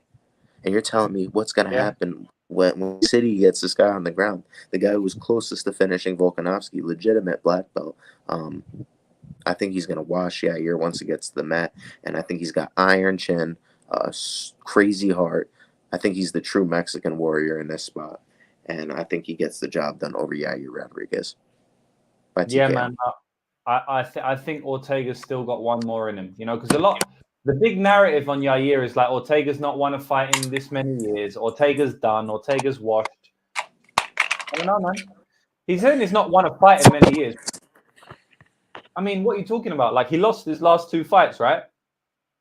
Somebody in the comments said that? A lot of people are saying that, but yes, somebody in the comments said he's not won a fight in 4 years. But let me debunk that. That's what they're going to keep saying, brother. Bro, I'm gonna debunk this massively because let's go back to his last win, right? Which is what you're referring, right? So it wasn't 4 years ago; it was 3 years and 4 months ago. So there's a big difference there, right? You're missing out 7 months of the year, right? More than that, you're missing out 8 months of the year. So on top of that, he only had 2 fights after that. One against the greatest featherweight in UFC history. So we don't count that. We don't count. He wasn't going to win that. He was never going to win that. We don't count it, right? And then the next fight was the random fluke shoulder injury, right? So it was a massively fluked injury. So he hasn't actually even lost a fight since then. So what are you on about? Dude, I saw somebody on Twitter this weekend. Actually, people were taking Yair at like minus 170, minus 180. And I actually saw somebody on Twitter this week put like, I'm surprised Ortega is not a bigger underdog. It makes me lean Yair. He's a better spot, better value. I'm like, what are you saying, mate? He's going to lose. That's why they're giving you a better line. I'm not saying that's a guarantee, but I think there's a reason the bookmakers move the line the other way. But 85% of Tapology votes are on Yair, and the odds in the last fight were way different, and it's a fluke shoulder injury. Yeah, exactly. And actually, if you have a look, the odds have been moving down all week. So people are saying like, well, someone said, oh, he's still a favorite. Yeah, okay, but the line's moved down. What are you on about? Like he was plus 160 at the start of the week, and now he's plus 125. The line is moving. The line is moving, bro. Yeah, okay, he didn't flip to a favorite. Jesus Christ. flipping from 160 to a favorite will be one of the biggest moves we've seen in the entire year. It's not really how the betting markets work, right?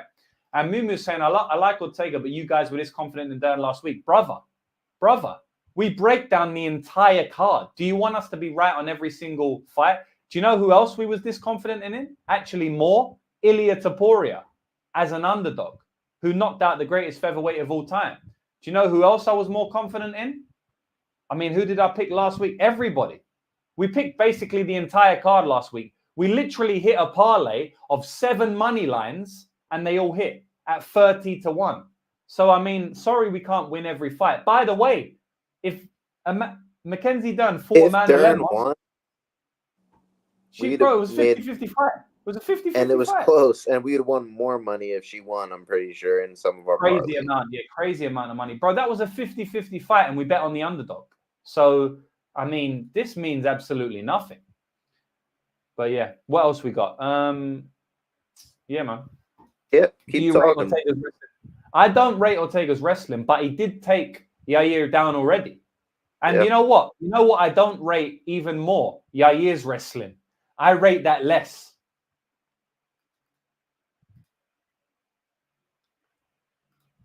No, they weren't that high on Dern. They said whoever gets their game off wins, and they played the plus money side. Yeah, that's exactly what it was. Like, it's like at the end of the day, man, that was a binary fight, you know? So whoever wins oftentimes could look like a big favorite. But that didn't even happen. Dern, it was a 50-50 fight. So we always play the plus money in those type of fights, man. MMA say Neil Magny round 3. Yeah, we cashed massively on Neil Magny round 3. And hopefully we're going to cash again, man. I like Brian Ortega. I like the money line. And I'm going to check the odds for that now, JB. And then we're going to write it down. And then we're going to run through these parlays. And we're going to do them quickly. All right. So the money line on Brian Ortega. And then we like the KO as well. We like the ITD. We like a bunch. With the 3-4 round props, maybe? Round 3, round 4? Yeah, I like 3-4. I feel like it could come 2, but Yair is fucking tough. I feel like 3-4 is the one. I like that. I don't think it goes sweet 5, spot. But yeah, 3-4 is the sweet spot. So Brian Ortega money line at plus 120 is nice. We like the KO at plus 650. I'll just write that down anyway. I don't know if we're gonna put it in, but because like the sub, like let's be honest, like he could definitely sub him. Do you know what I mean? Like he could definitely sub him. So I don't want to burn ourselves on a great underdog when he could definitely get the submission, because that would be fucking annoying. What else we got? So we like the 3-4. I don't know if you can do 3-4 on this book, to be honest. I've heard a lot of people saying that the only way Ortega wins this fight is by submission, by a fluke submission too, no less, is what people are saying. Like as if it would be a fluke submission. Yeah, he's one of the best submission artists in the game, and I do think the sub is completely live. He's one of the best sub artists in the game. It's like saying, I mean, who's a really good sub artist? Tatsuro Taira has been subbing everyone. It's like saying Tatsuro Taira. I know he's not one of the best BJJ, but you get what I'm trying to say. It's like saying Tatsuro Taira needs to win via fluke submission. It's not a fluke. If he gets a submission, it ain't a fluke, right? It's fucking Brian Ortega. So I think that's all good, bro. Ortega money line, Ortega 3-4, Ortega KO. Or do we move the KO to the ITD? I'll check the odds. I know you like the KO, but I'm wary of burning ourselves out with the sub. KO's submission is plus 225. What do you like better for the... Remember, this is a parlay. It's not a straight bet. 225 for the ITD? Yeah, leave them both or on we there. Just stick with the money line? Just leave them both on there. All right. Oh, because I think he could... It's possible. I'll just leave them both on there. All right, well, we'll see what we want to do in the parlays. We'll leave them all there. Maybe we do one in one and one in the other. Who knows? We both like Brian Ortega, so it might be a spot where we put him in multiple parlays. All right, next fight of the card is the final fight, boys, which is Brandon Moreno versus Brandon Royval. I'm going to do a quick breakdown because we've been going for a while now, and I want to get these parlays done. So I like Brandon Royval in this spot. I'm going against everyone in this spot. Most people are going to call me crazy. Most people are going to call me stupid.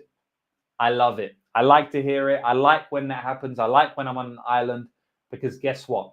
It works out for me more often than not. Yes, Brandon Moreno has the takedown upside in this spot. Yes, we've just seen Brandon Royval controlled by Pantoja and look kind of lackluster in that fight. because he got controlled so much. But he still had moments late in the fight. There was a couple of moments I thought he might even finish Pantoja if Pantoja weren't such a blockhead. I think a lot of people forget that. You know, he still got back to his feet in rounds 4 and rounds 5 and had some moments there. And I don't think Moreno has the control that Alexandre Pantoja has. I don't think he has the control. I don't think he has the back-taking ability. I don't think he has the wrestling. I don't think he has the control. And I don't think he's as durable, right? He gets rocked many, many times. He's been dropped a good few times. Yes, he's got great durability. It's not as good as Pantoja, though. And on top of that, he slows down in many fights to go 5 rounds. You know, and on top of that, the guy's face is always bloodied up. He's always breaking his nose. His nose is always bleeding. Royval is going to push the pace here. I don't think Moreno is going to have as much success in the grappling as Pantoja, although I do think he's going to have success. Moreno could definitely sub him here. Brandon Royval is very wild. I'm going with Brandon Royval here. I'm saying he wins the fight. I'm saying he's the money line side. I liked what I saw in the first fight. I'm betting on Brandon Royval, man. I think both fighters that got fluke injuries in their first fight come back and avenge their losses in good fashion. So Brandon Royval for me, bro. But also Daniel Lacerda. Don't forget him. Okay. I'm just messing around. I think Moreno probably gets the job done here. I think the problem with Royval is he's inactive off his back, but he does have really good jiu-jitsu. And if we watch the first fight, he did something really good, was push the feet off the hips, just kick them in his chest. You know what I mean? That's one of the best sweeps in the game. If somebody's off balance, just kick them in the chest and get back to your feet. He was quick with that. He's got good leg locks as well. He'll go for like arm bars, crazy stuff. I actually think the guy's jiu-jitsu is really like, I wouldn't want to roll with that guy. I think you might wind up in a calf slice or something crazy like that. But Moreno's got good cardio. He's proven 5 rounds. I would say the money line side probably, Royval at this spot. We're talking about plus 240. I think that's a little bit disrespectful. Everybody was betting him last time out against Pantoja as well. Yeah. And Pantoja is like very, very top heavy, good pressure, black belt. I think, like I said, even in the first fight, Royval was able to use that sweep, kick off the hips to get back to the feet. I don't think it's going to be as hard. He might even learn a few lessons off of his last fight, trying to get back to the feet. And, he's got the 5-round experience now. I don't like when guys, though, fight for titles and then, lose that fight and then go and fight their next fight. I'm not looking to play them.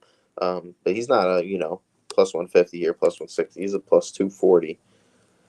So I could agree with you. I don't know if he wins this fight. I'm going to stick with my gut feeling as Moreno wins, but it's very possible that Royval is a live underdog here. We were talking about a guy. He's at the top of the division for a reason. And I think this price is a little bit disrespectful. Got to be dog or pass here. All right, so you're a little bit more neutral. I'm not. I'm going to write down what I think. I think Royval 240 is nice. I think Royval decision 750 is kind of crazy. Brandon Moreno is tough as fuck. Yes, Royval could get a finish, but I could definitely see it where the damage is outweighing the control because the control is not as much as in the Pantoja fight. So I'm going on a stand here, boys. I'm saying Royval wins the fight. Let the chips fall where they may. I don't have many qualms about playing a plus 240 underdog in this type of style matchup. So that's me. That's the entire stream, or the entire breakdown's done. Now let's get to the good part. Let's cook up some magic, JB. We got the first parlay of the night. Let's get straight into it. So just for a little breakdown on how this stream works, boys. And by the way, if you've got here so far, shout out to you. This is the best part of the stream. We've got 225 live viewers in. I think it might be a record for us. So shout out to everyone here right now. We've got 220 live people. We're going to have a couple of thousand after as well watching this. So shout out to everyone here watching live. And then after, what we do now is we're going to make 7 parlays. And every single parlay is going to be different. And it's going to be based on the plus EV legs that we've written down for the last 1 hour breakdown. So let's get into it. What are we going to do first? What are we going for first, JB? Could I go crazy? Could I just go crazy right off the rip? Royval plus 240, Zellhuber submission plus 575. Is that viable? I like or do we not want? Okay. I like it, bro. I mean, Do we I want like to it. not waste Royval, but Yeah. Oh, or it's do so we? funny the way we break this down. We're like, we don't want to waste him. Like Wait, he's wait, like, wait, wait, wait, wait, wait, wait, wait, wait, wait. Royval decision, Zellhuber submission, just as a long shot right off the yeah, rip. yeah. That's a better one, bro. I'm liking that better. I'm liking that better because you're right. Then we don't waste the money line where anything Mm-hmm. can happen, but we put it in. This is going to be a massive. If See, this we ain't hits, doing no bullshit. We ain't giving you no bullshit plus 200s, boys, plus 300s. The odds that we're giving you here, we just hit a 30-1 last week. This is basically a 30-1 straight off the bat. So I don't know if you can help. Can you help me at all, or you can't? I'm gonna have to do this one absolutely, I could help. All right. Hold with on. the odds. But Yeah, if you have yeah. to Hold keep on. jumping off the screen, then Oh, don't worry. can you guys not see me right now? No, you jump off the Okay, screen, but I can hear you though. I'll just stay. I'll stay. All right, let me bring up People want to see the noggin. Ashmuz. Yanel Ashmuz. Do you think you look like Yanel Ashmuz? A little bit in that one picture, in his Tapology photo. I do. In that one photo. Good Who does a mistake. good Maker parlay is check. calculator? Action Network, right? Yeah, I like that one. That's the one I use. All right. Plus, this got to be at least plus 3,000, if not more. Bro, this is huge, man. Yeah, that's coming up to like plus 3,000-4,000, bro. Straight off the bat. First bet of the night, boys. That's plus 5,638. Plus 5,000, boys. We like Zellhuber That's submission, normal. right? We don't want to mix Royval decision with anything else. This is our final. I don't, bro. I like it. I like it. I I think we just like stick it to it. too. I It's like what we it both too. like. All right, easy, man. It's what we both Think liked. it's I good. like it. And boys, I just do want to say, right, because there's a couple of new viewers here. A few people have messaged, in the chat saying I'm a first-time viewer, and someone said this is his first time betting. I'm going to do a little disclaimer here. Boys, this show is going to lose every single bet many weeks, okay? We are betting plus 5,000s, right? Plus 5,000, boys. So we're not looking to cash every single show. All we're trying to do is cash one every 2 or 3 shows at 30-1 to last us another 30 parlays. If this hits, we can then lose the next 55 shows and still be profitable. 55 parlays, I should say. 55 parlays, boys. So if anyone's watching now, don't go putting your whole bankroll on this. That's not what this show is about. This show is about hitting massive, massive odds and then allowing us to have another 20, 30 free goes at hitting big odds before we start to lose money, right? So that's what the show is about. So I just want to do a little disclaimer, JB, because some people might not really know how the show operates, right? We ain't like any other show out there who's giving you minus 200s, right? Money lines and stuff. So with that being said, we'll move on now. Let's just go to the Ortega because we like Ortega, right? So I think we put the ITD. That's the first one I want to put because we don't think he's winning the decision. So we put the Ortega ITD. That's kind of as good as his money line, although we will do a money line parlay later because we hit a 30-1 parlay line last week. So put Ortega ITD. If there's anything else that's coming out, maybe we get a 2-3 in here, like Naimov or Aguilar, one of those two. Let's do Aguilar because I got my money on Silva and I don't want to root for it.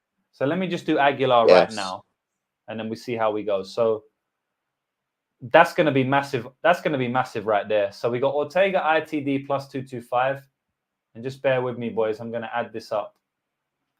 It's right here. I'll do it in front of you so you can see. So we got the Ortega ITD plus 225, and then what was Aguilar plus 400?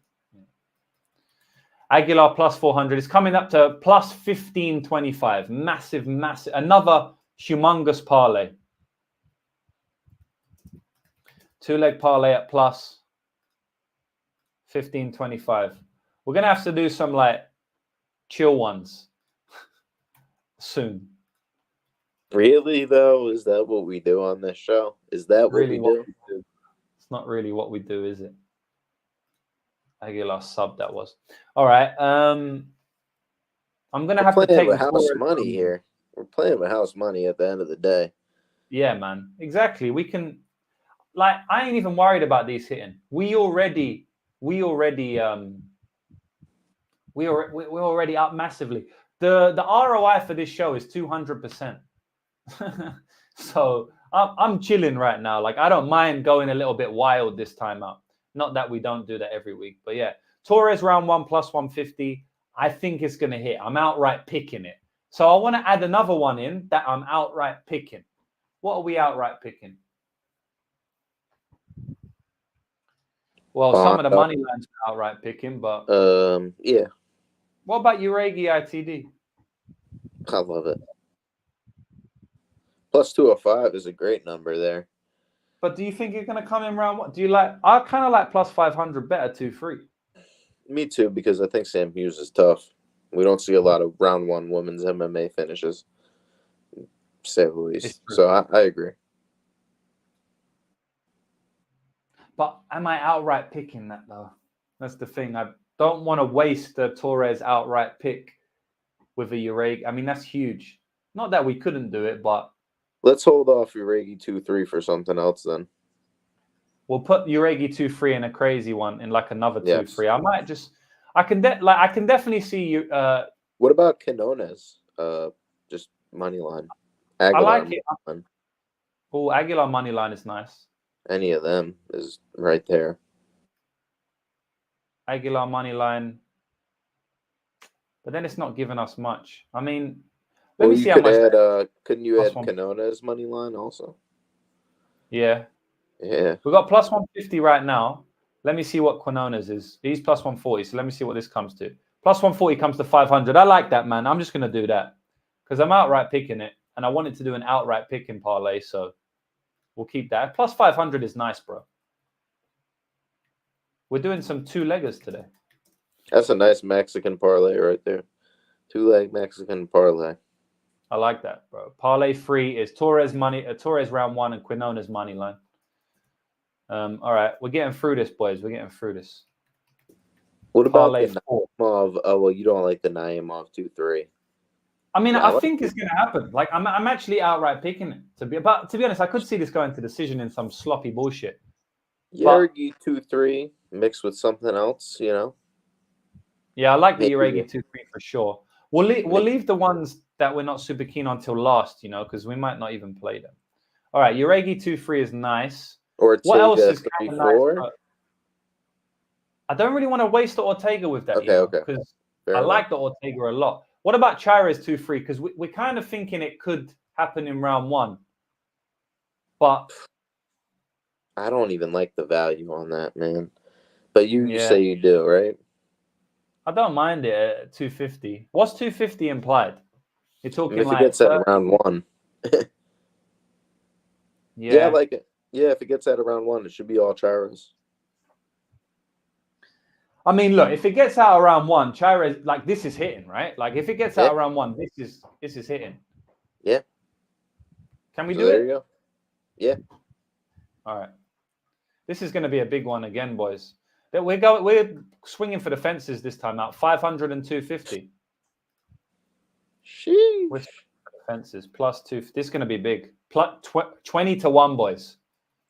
Plus 2,000. And these are all 2-leggers as well, which I like. I like 2-leggers because I ain't got to sweat fucking 7 legs. Although we hit an 8-legger last week, but you know. And bro, do you remember when everyone was like telling us when I asked the chat the question, should I score it in or not? Yes. It was going to be 15 to 1 or 30 to 1. And then we was like, shall we do it? Shall we not? And we was like, yes, we will. No, we won't. But then we went for it and it paid off big time.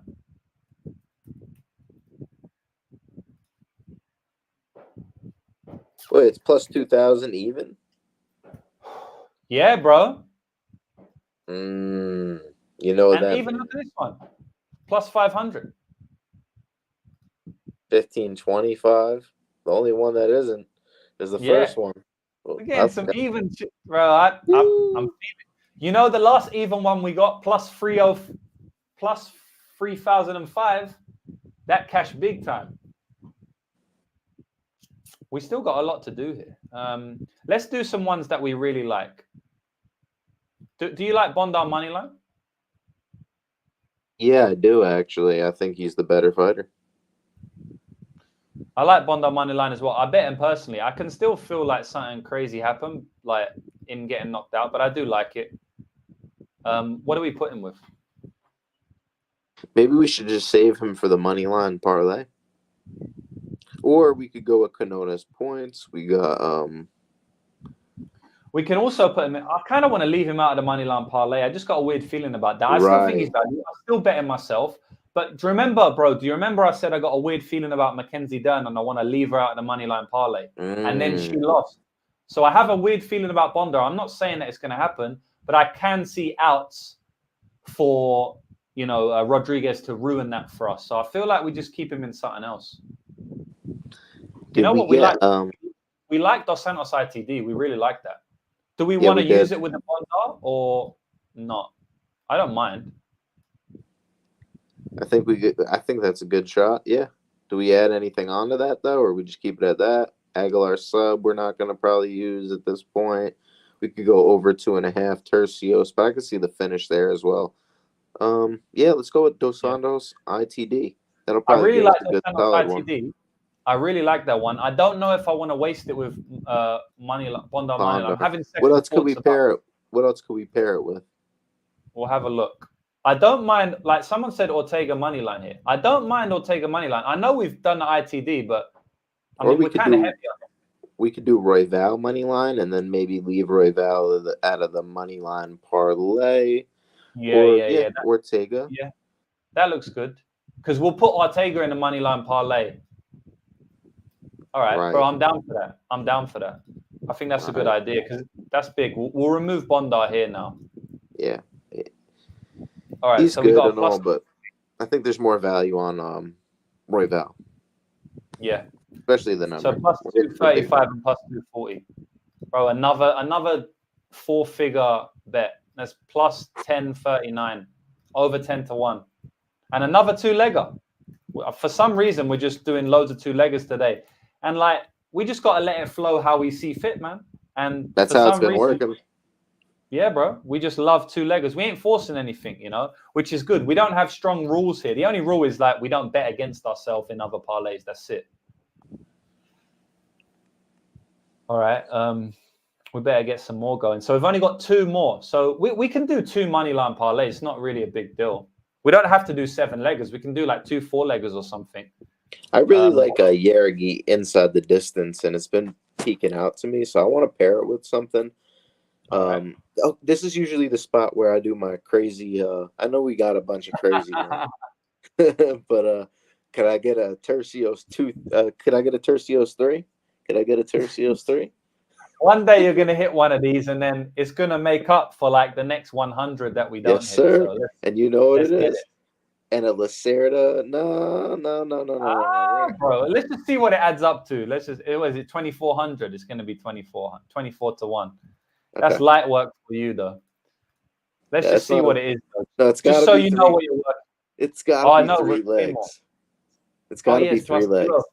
Plus 1. It's plus 3,865. Okay, so go back, and I want to add Canonas by points. Plus 800. That's going to get us all the money we need tomorrow, guys. That's going to get all the money we need tomorrow. Boys. How many? There's fucking 5 digits on this thing. 35585. Okay. 3558. 38,000 parlay, but 30. Well, I don't even know what it is. 35,000 parlay. Plus what? Plus 35,000. Plus what? Yeah, this is a plus what? Hey, man, if this hits, if you tell them the Jewish Better Wild Parlay every week, congratulations. You almost won a ton of money on the first one, but we're going to get it again. That was 260 to 1. This is 355 or something. That would have literally kept us. Do you know how crazy that is? You almost hit that by a couple of minutes. If you would have hit that, you can do this again. You can have another 260 goes, And if you lose every 260 parlay, you're still in profit. That's how crazy. That's the power of these parlays. We're getting canceled soon. Bro, we have to. The books are going to shut us down. It's not like we ain't been hitting them. So, yeah, man. We're going to hit one of these nutty ones one day, and it's going to be insane. We're going to hit one this year, bro. 100% we're going to hit one this year. I'm calling it. All right, boys, let's do the money line parlay. Not to say we have to have 8 legs like last time. We don't need to go. And, by the way, JB, last week we had like tons of favorites in. So I don't mind putting favorites in. You know what? Let's put our confident ones in first. We'll see what they add up to. And then we decide if we want to put some of our underdogs less confident in. So straight up Dos Santos money line. That's hitting. Minus 263, that's hitting. It should be minus 350. Ortega money line, we want it in this, don't we?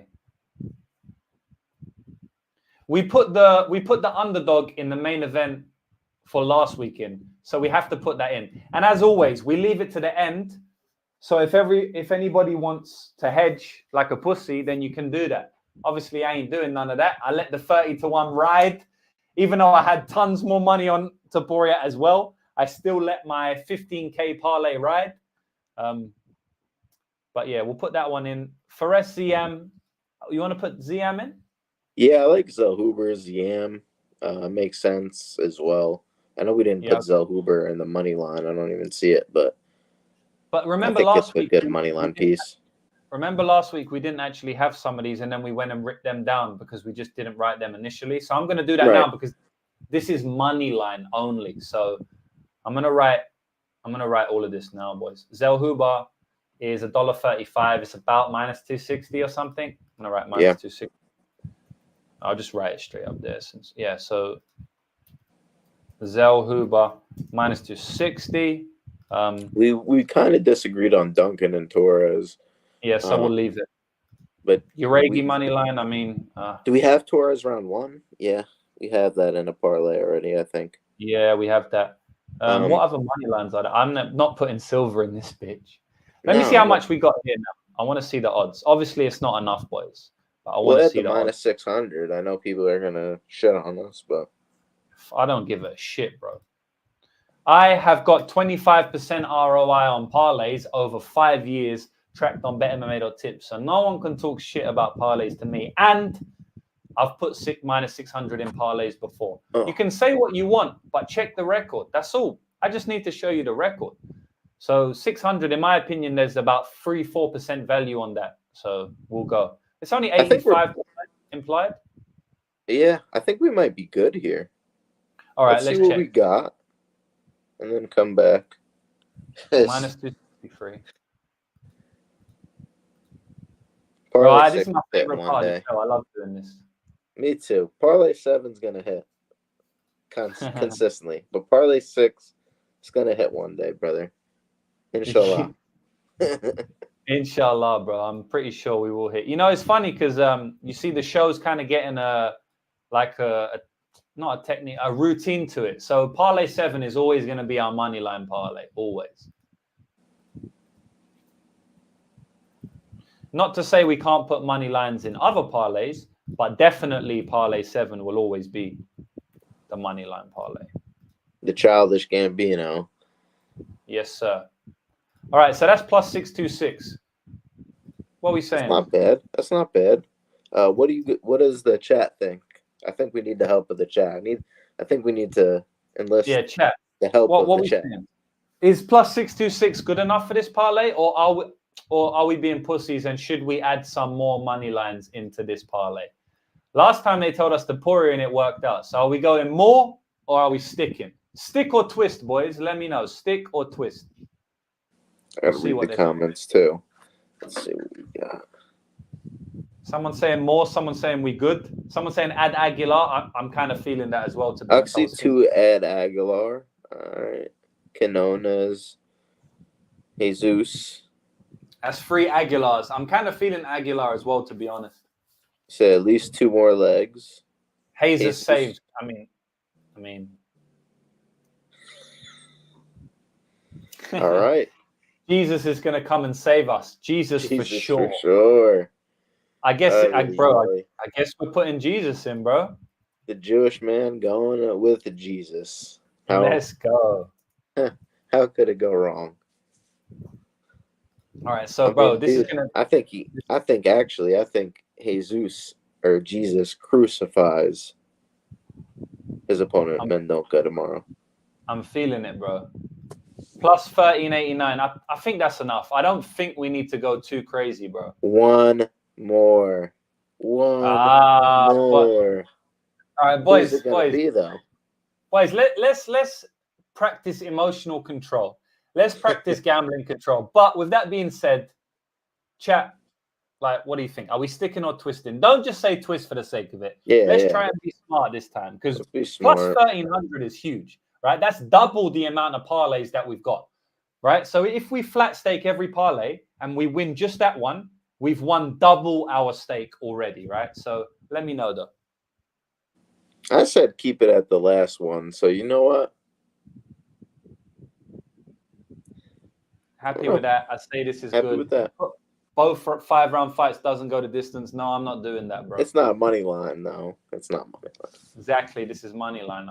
This is good. A few people saying this is good. Happy hammer money. Like, what other money line? We don't agree with Duncan thing, so we can delete that. We don't really agree with Tercios, and that's a bit of a risk. Yeah, risky. On this 1300. We've already done Ortega. Aguilar, we've done it. Lacerda, we ain't doing that. Ziam, we've done it. The only other one we could really do is Bondar anyway. And like I said, I got a weird vibe about that, bro. So I think we should stick with it. All right, say nothing. We're going to stick with this one. All right, let me write that down, boys. So that is a 1-2. That's a 6-legger. So last time we had a 6-leg. No, last time we had an 8-legger, I think. A 6-leg parlay at 1389. Bang. We'll delete all of these legs here. Ziam round 2. The honorable mentions. Yeah, honorable mentions down here. All right, all done. Delete. Yeah. That's it, boys. 7 parlays all laid out for you. So we're going to go through every single parlay like we always do at the end of the show. So, boys, get your phones out, screenshot these, record these, photo these, whatever you want to do. Make a note of these because you ain't going to see them again. So the first parlay, Royval decision and Zellhuber submission. We're kicking off with a nutty one, over 55-1. So if that one cashes, boys, I mean, yeah, if we cash parlay 1, it's game over for the rest of the night. We're literally free rolling for like the next 10 shows. The next 10 shows basically, let alone the night. Parlay 2 is Ortega inside the distance and Aguilar round 2, round 3. And as I always said, boys, if you don't have round 2 and round 3 option on your book, you play 2 parlays. You play one of Ortega inside the distance, Aguilar round 2, and one of Ortega inside the distance, Aguilar round 3, and you split your stake. The next parlay 3, Torres to win in round 1 and Quinones money line. Parlay 4 is Uregi to win in round 2 and round 3, and Chairez to win in round 2 and round 3. Parlay 5 is Royval money line with Dos Santos inside the distance. I like this one, you know. This is 10-1, and I feel like this one might hit. The next is Uregi inside the distance. This is the craziest one of all time. This is the JB special. He has to do at least 1 per stream. Tercios round 3 is the second leg, and then Quinones points 800 at plus. I don't even know what that is. How does that not hit? How does that not hit, brother? I don't know, bro. And then finally, parlay 7 is the moneyline parlay. We've got Dos Santos moneyline, Ferez ZM, Zellhuber, Uregi, Aguilar, and Ortega, finishing off with 2 underdogs to bring back plus 1389. So that's it, boys. The entire UFC Mexico card broken down. Tons of plus EV legs given out. I know a lot of people actually play these plus EV legs individually, JB. They message me that they play them individually. And a lot of times, many times, we don't hit the parlays, but we hit each individual legs. Like, I guarantee some of these parlays won't hit, but at least 1 leg in the parlay will hit. And we're playing plus money in these parlay legs. So if you just hit 1, you've actually covered for yourself and earned profit on the parlay without the parlay even hitting. Not saying that I do that. I don't do that. But a lot of people do. So we've given you out tons of plus EV legs here. And on top of that, giving you out some nutty parlays, man. So last week we cashed a massive parlay. The last pay-per-view we cashed big parlay. So hopefully we can do it again here, man. So I want everybody in the chat to give a big shout out to my guest, JB. It's late where he is. He's gone 1 hour and 50 minutes here. It takes a lot of work to do content. I know firsthand, right? I put out a lot of content. So your man, JB, come in here. I want everybody to, give a big clap to him. Thanks for being here, brother. And the floor is yours. I'll let yourself give you a little shout out and say whatever you want to the chat or whatever before you go, bro. Yeah, we went a little wild with the parlays this week. The process of making them, we're just going in, doing what it was. So, like you said, the individual legs could hit, but I think we hit some parlays this week again. I like that Felipe inside the distance one. And just come back to me at the end of the week when Yasmin pieces this bitch up. She's going to finish inside the distance. Quinones is a great prospect, and I think he could totally beat Barcelos by decision for the plus 800 line we're getting. And then come back to me when Raul Rosas death gasses and Ricky Turcios finishes him in round 3. See you guys next week. Bang. Good luck, boys.